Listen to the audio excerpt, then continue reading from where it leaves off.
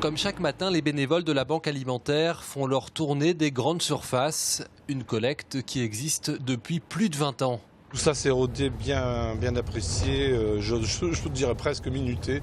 Tout se passe très bien à ce niveau-là. Et après, c'est en fonction aussi des quantités que veulent bien nous laisser les grandes surfaces, quoi. La collecte débute ici.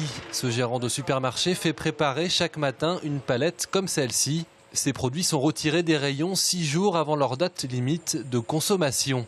Ce n'est pas des invendus, c'est déjà de la marchandise qui est encore vendable, dont la date limite de vente n'est pas dépassée. Et on donne 100% des produits qui sont retirés des rayons, sont distribués à la Banque Alimentaire. En gros, vous ne jetez rien. En gros, on ne jette rien.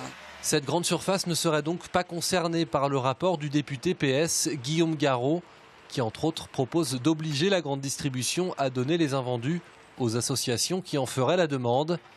Des associations évidemment aptes à recevoir, trier et stocker un surplus de denrées alimentaires. Ça nécessite une logistique.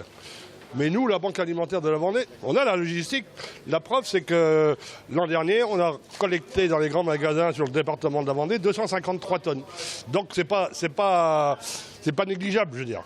Mais on est équipé pour récupérer plus et donner plus. 253 tonnes, c'est 20% de ce qu'a reçu l'association en 2014. Des dons qui ne proviennent que de 10 grandes surfaces sur environ 150 présentes sur le département. Si une loi comme celle-ci passe, cette association ne se privera pas de la faire appliquer. J'espère que le chiffre augmentera.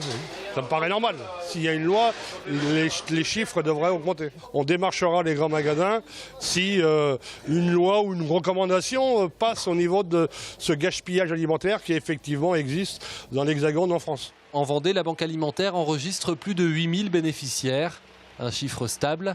Une mesure comme celle proposée augmenterait donc le panier de distribution en quantité, mais également en variété de produits.